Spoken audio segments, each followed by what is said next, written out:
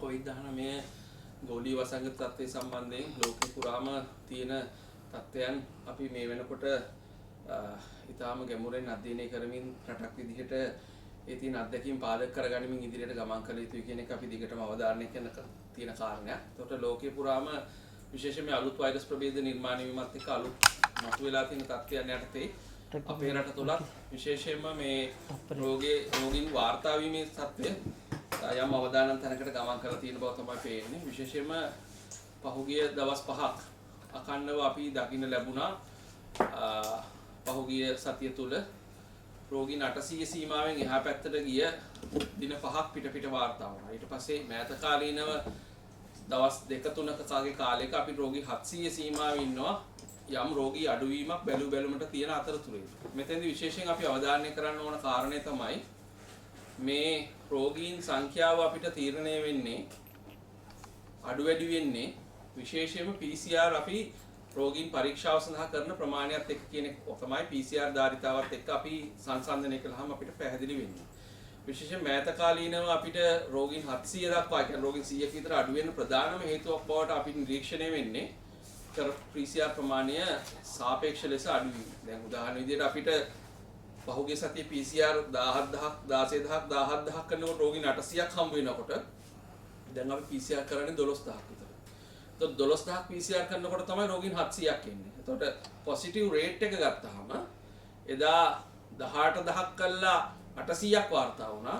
අද 12000ක් කළා 700ක් වාර්තා වෙනවා. ඒතර ඔබට බැලුමට පේනවා මේ රෝගී අඩුවේ ඇත්ත අඩුවක් නෙමෙයි තියෙන්නේ PCR ප්‍රමාණය අඩු කිරීම එහෙම නැත්නම් අඩුවීම හරහා තමයි මේ රෝගී ගාන අඩු වෙලා තියෙන්නේ කියලා. ඒ නිසා කිසිසේත්ම මේ 800 700 උණයි කියන එකේ අපිට සැනසුම් සුසුම් හෙලන්න බැරි තත්ත්වයක් උද්ගත වෙලා තියෙනවා. විශේෂයෙන්ම අපි ගත්තාම මේ පවතින තත්ත්වය යටතේ මරණ සංඛ්‍යාවත් දවසින් දවස වැඩි වෙමින් තියෙනවා.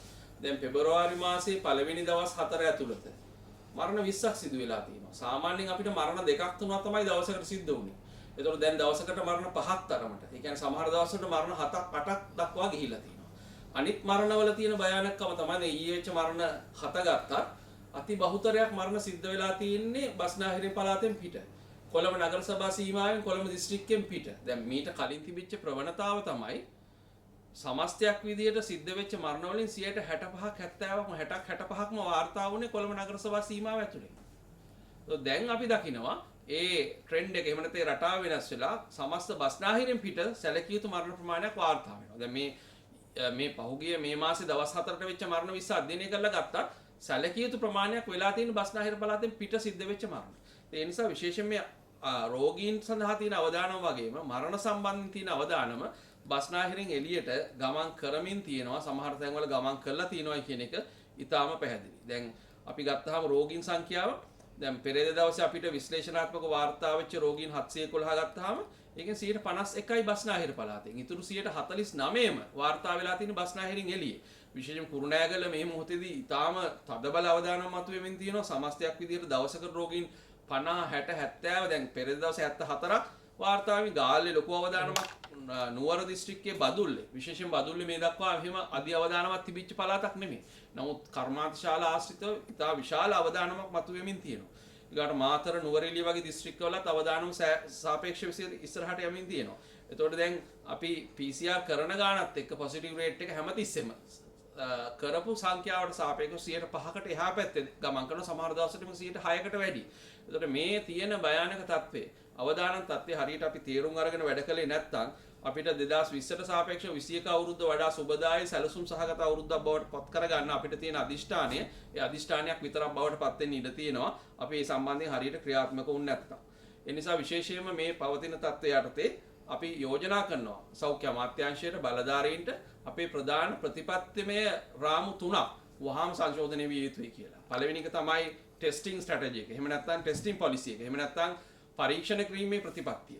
වහාම සංශෝධනය වෙන්න ඕන. මොකද මේ 12000ක් 13000ක් PCR කළා මේක ඉස්සරහට යන්න බෑ. අඩුම ගානේ අපි අනාගතයේදී මේ PCR ධාරිතාව අපිට ලොකු ප්‍රමාණ වලින් වැඩි කරන්න බැරි නම් outbreak predictions වලට දැන් ලෝකයේ අනිත් රටවල් වල දැන්ට පාවිච්චි කරනවා මේ waste water පරීක්ෂා කරලා එහෙම නැත්නම් අපජලය පරීක්ෂා කරලා අපජලයේ තියෙන වෛරස් ප්‍රමාණයන් බලලා වෛරස් තියෙනවද කියලා බලලා වෛරස් පාටිකල්ස් බලලා ඒ හරහා අනාගතයේ සම්බන්ධයෙන් යම් පුරවකතනවල යෙදෙන. එහෙම නැත්නම් ඉදිරියේදී යම් ප්‍රදේශවල අවදානම මතුවෙන්න පුළුවන් කියන තත්ත්වයේ සම්බන්ධයෙන් පුරවකතන කරන්න අපජලයේ පරීක්ෂා කිරීම PCR පරීක්ෂාවට ලක් කිරීම පාවිච්චි වෙමින් තියෙනවා. ඉතින් ඒ නිසා අඩුම ගානේ ඒ වගේ හරහා මොකද අපි මේ සම්බන්ධයෙන් මේ වෙනකොට වෛරස් වේද විශේෂඥයන් ඊගාවට ශුද්ධ ජීව විශේෂඥයන් ප්‍රජා සෞඛ්‍ය විශේෂඥයන් ඒ සමග රජ වෛද්‍යාරික සංඝ විදිහට සාකච්ඡාවක නිරත වෙමින් ඉන්නවා. ඒ ඊටාම් පැහැදිලිව යෝජනා කරලා තියෙනවා.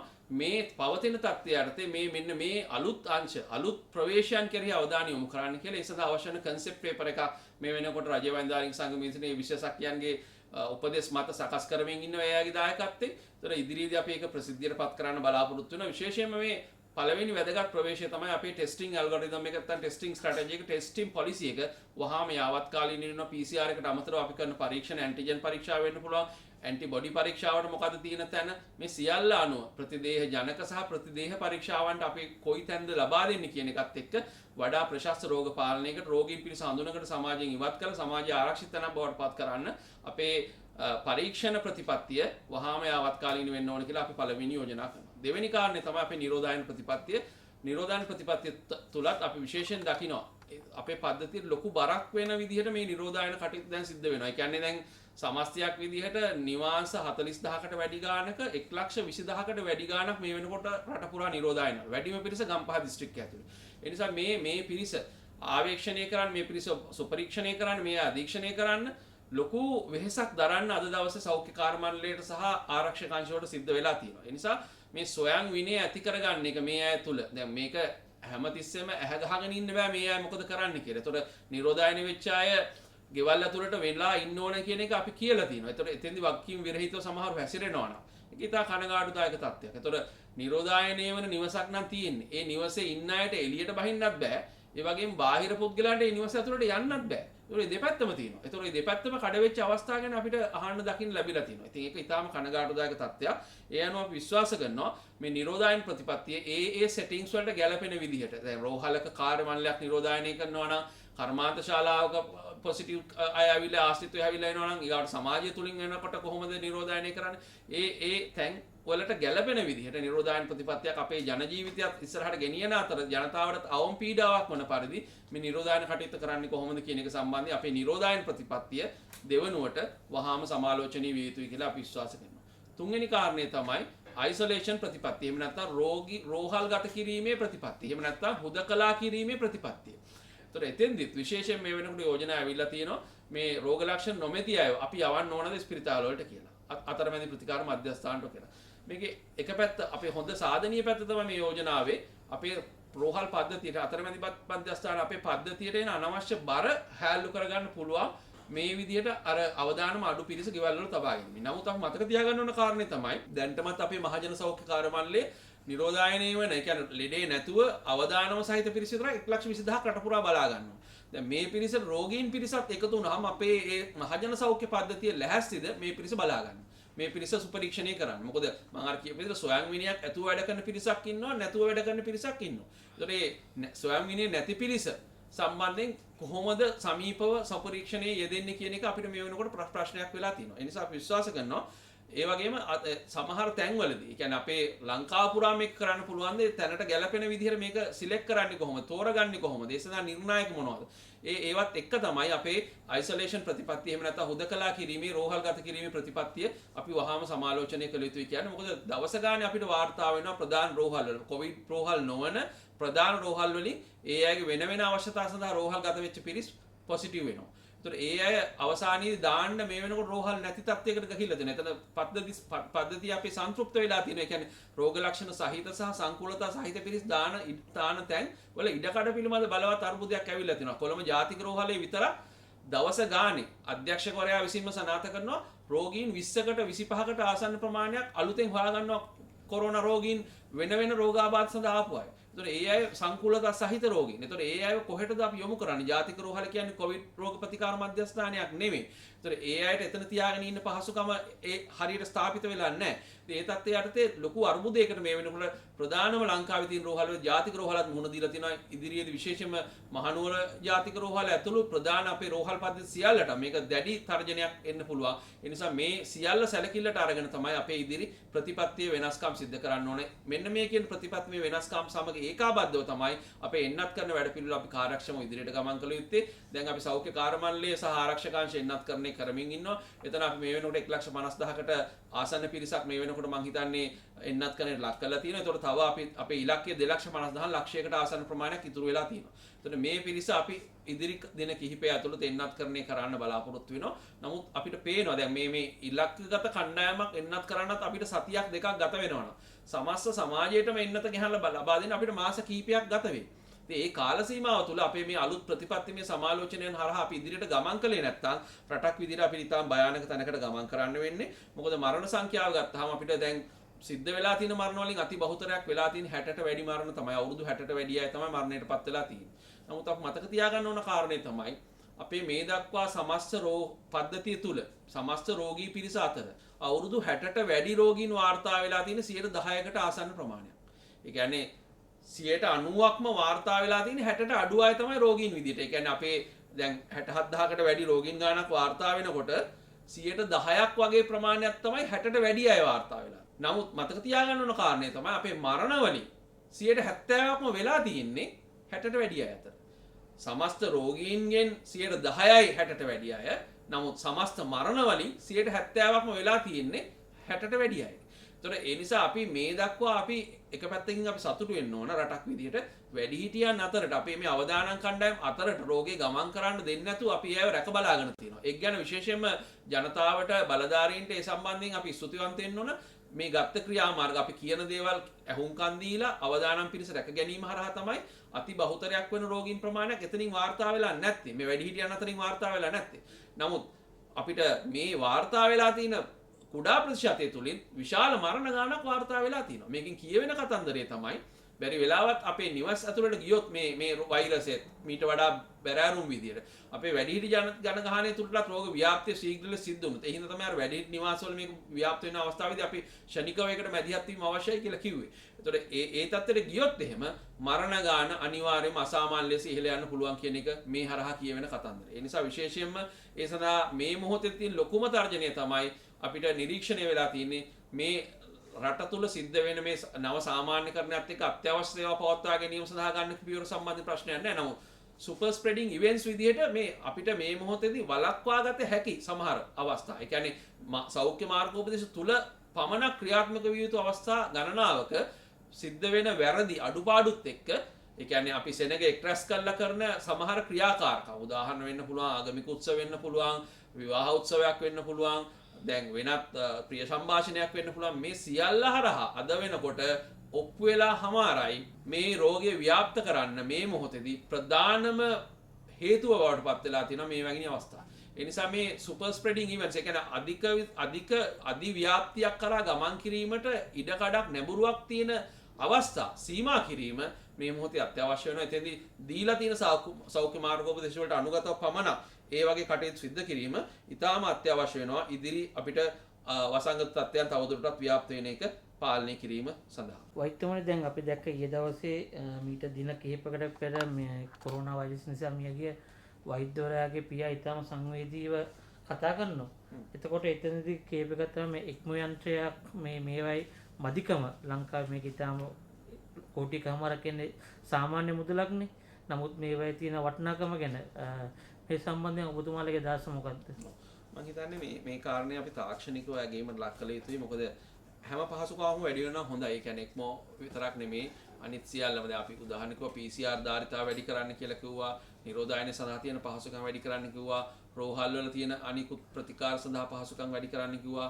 විශේෂයෙන්ම දැන් අපේ ඉදිරි අනාගතයේදී අවුට්බ්‍රේක් සම්බන්ධයෙන් ප්‍රෙඩික්ෂන්ස් වලට යන්නේ සඳහා තියෙන ඉඩකඩ වැඩි කරන්න කියලා කිව්වා. මේ වගේ අපි මේ පද්ධතිය තුළ ඉදිරියේදී වෙනස් විය යුතු දේවල් දැන් උදාහරණ විදිහට අලුත් නව වෛරස් ප්‍රභේදයක් ආවොත් හඳුනා ගන්න අපිට පහසුකම් තියෙනවද නැහැ. ඒ සඳහා ඉතාම අඩු පහසුකම් ප්‍රමාණයක් තියෙන්නේ. එතකොට මේ අපේ PCR මේ ලැබ් වල තියෙන අඩුපාඩු. දැන් මේ වගේ අඩුපාඩු ගණනාවක් අපි පෙන්නලා දීලා තියෙනවා. ඒතර මෙතෙන්දී විශේෂයෙන් මේ එක්මෝ ප්‍රතිකාර ක්‍රමය කොවිඩ් රෝගීන් කොපමණ ප්‍රමාණයකගේ ජීවිත බේර ගන්න අත්‍යවශ්‍ය වෙනවද?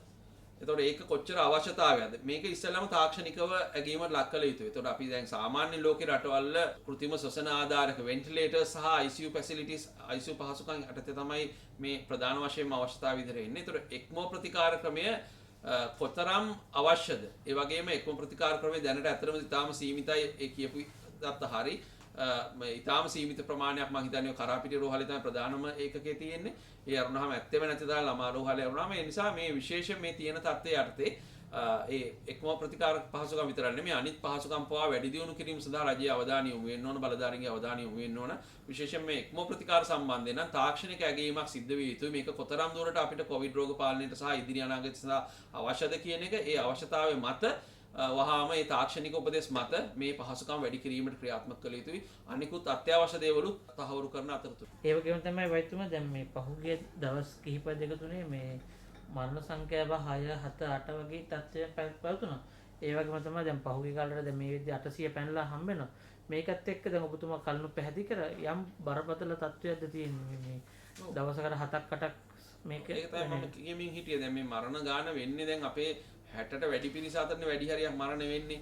ඒතකොට තාම 60ට වැඩි සමාජය තුළට ඒ කියන්නේ 60ට වැඩි කියන මේ ජනගහනයේ කුලකයේ අතුරට තාම වෛරසය ගිහිල්ලා නැහැ. තාම මේ අවදානම හරියට ඒ ගොදුරු වෙලා නැහැ. එහෙම තියෙන තත්ත්වයට තමයි මේ මෙච්චර ගාණක් මැරෙන්නේ. ඒ නිසා විශේෂයෙන්ම අපි යෝජනා කරන්නේ මේ මෙතනට අනේක වළක්වන්න අවශ්‍ය කරන ක්‍රියාමාර්ග ගන්න. ඒ වගේම මේ මරණ ප්‍රමාණය මරණ සමාලෝචනයක් අපි තමයි මුලින්ම යෝජනා කළේ. ඒතකොට ඒක කළා ඉදිරියේදී මේ මරණ සංඛ්‍යාව අඩු කර ගන්න කටයුතු කළ යුතුයි. විශේෂයෙන්ම මේ බස්නාහිරෙන් එළියේ මතුවෙමින් තියෙන මරණ සම්බන්ධයෙන් තියෙන අවදානම අපි විශේෂයෙන් සැලකිල්ලට ගන්න ඕන රට පුරා ව්‍යාප්ත වෙන අවදානම අනුව අර අපි කියපු අර මූලික ප්‍රතිපත්තිමය රාමුවන්හි ඇති වෙන වෙනස්කම් හරහා තමයි එන්නත් කරන වැඩසටහන අනිත් එක. මොකද මේ 60ට වැඩි පිරිස අතර මරණ සිද්ධ වෙන්නේ. ඒ නිසා මේ පිරිසට එන්නතේ ආරක්ෂාව ලබා දීම මේ මොහොතේ අත්‍යවශ්‍ය කාරණයක් බවට පත් වෙලා තියෙනවා. ඒ හින්දා අපි විශේෂයෙන් බලාපොරොත්තු වෙනවා. ඊටාම කඩින මේ ගහලා තියෙන එන්නත අපි දැන් විදිමින් ඉන්නවා. මේ ඊට ගැළපෙන විදිහට අපේ රටට ගැළපෙන ඖෂධ නියාමන අධිකාරියේ අවසරය සහිත ලෝක සෞඛ්‍ය සංවිධානයේ අනුමැතියක් ඇති අපේ රටට ගැළපෙන එන්නතක් ගුණාත්මක එන්නතක් අපේ රට තුළට ගෙහලා මේ 60ට වැඩි මේ අවදානන් සහිත ජනගහනය ඉතාම කඩිනමින් ආරක්ෂා කරන්න අපි කටයුතු කළ යුතුයි. මොකද එන්නතේ ඵලදායීතාව 70ක් 80ක් වුණාට මේ යම් හේකින් මේ එන්නත විද්දාට පස්සෙත් කෙනෙකුට කොවිඩ් හැදුනත් ඒ හැදෙන කෙනාට සංකූලතා ඇති වෙන්න මරණයටපත් වෙන්න තියෙන ඉඩකඩ ඉතාම අවම මට්ටමට අඩු වෙනවා. ඒ නිසා ඉදිරියේදී මරණ වළක්ව ගන්න මේ විශේෂයෙන්ම 60ට වැඩි කණ්ඩායම් අතර මේ වයස්ගත සහ අවදානම් කණ්ඩායම් අතර එන්නත් කරන්නේ වඩා කාර්යක්ෂම ලෙස සිදු විය යුතුයි කියලා අපි දැඩිව විශ්වාස කරනවා.